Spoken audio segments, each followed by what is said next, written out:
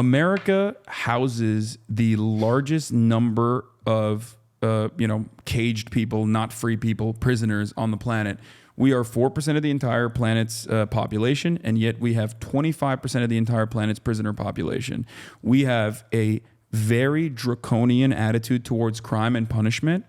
And unfortunately, in other countries where they have a much more understanding approach that focuses on rehabilitation, they have better results of reintegration. They have lower recidivism rates. It has demonstrably failed. Our carceral state is an abject failure. We've even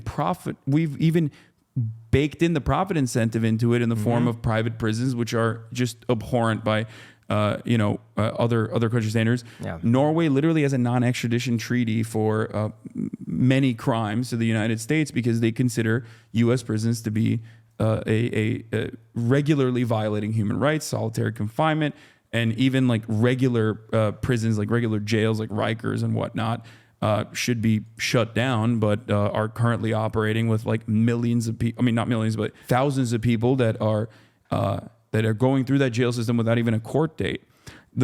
We have basically proven time and time again that like these kinds of we're gonna fucking tackle crime head on by beating people's heads in, not working is just a failure. In other places where they don't do that, it's not a failure. What is the main difference though? It's because crime doesn't happen because people are bad people. Certainly there are still, of course, going to be perverts, freaks, whatever, antisocial personality disorder related crimes. But crime, for the most part, is a consequence of your material conditions. That's why when there's more poverty, like in a state like South Carolina, there's more crime. There's more violent crime.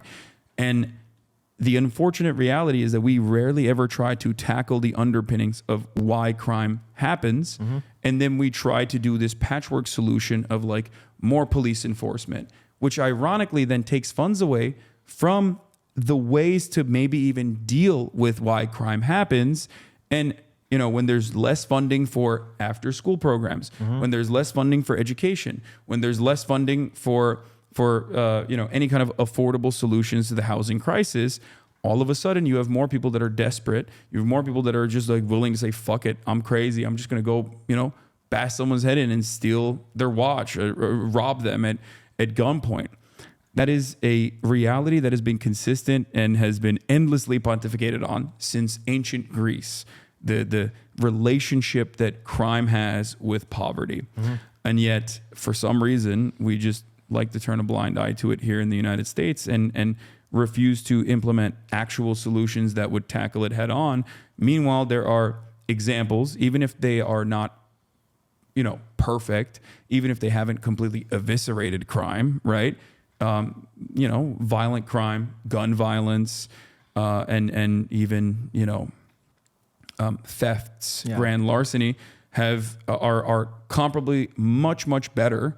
Like those rates are much better in other countries where they have social safety nets. Why do you feel like, and perhaps this is just me making assumptions, that crime has gotten worse since COVID, even during the times that stimulus checks and employment benefits were going out? That's a great question. Crime has historically gotten lower year over year up until 2019. And then in 2020, it actually diminished dramatically because of the things that you're mentioning, and also on top of that, people were not able to travel as freely. So it literally just completely suppressed crime, right? A lot of economic factors were helpful in tackling that aspect, but then after the stimulus checks ran out, and after people were able to go back to their regular order of business, go and travel freely and walk around, it seemed like in comparison to 2020 and 2021, crime started skyrocketing. Well, yes, in comparison to 2020, yes, the year after and since then, crime has gone up. And now it's basically catching up to 2019 levels, and maybe depending on homicide, for example, it's even higher than 2019 levels.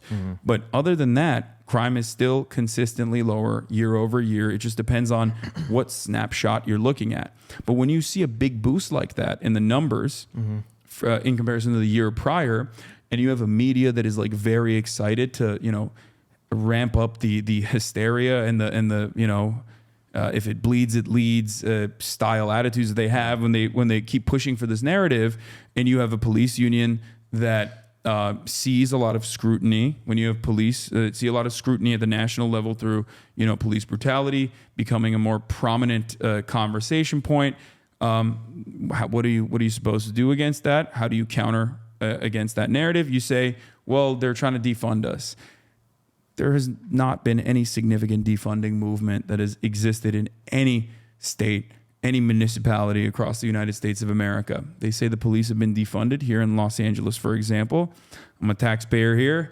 I probably pay for more Kevlar vests and more guns than many of your viewers and maybe even some of them combined. Let's be real.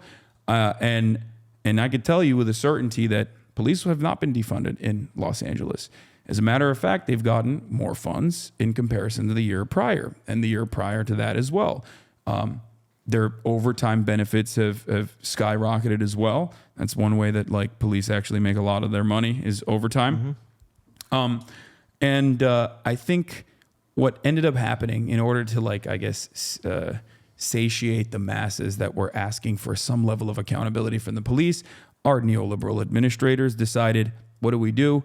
Instead of giving them $200 million extra this year, we'll give them $150 million extra this year. We'll just shave a little bit off the top of what extra money that we were going to give to the police as a rate increase.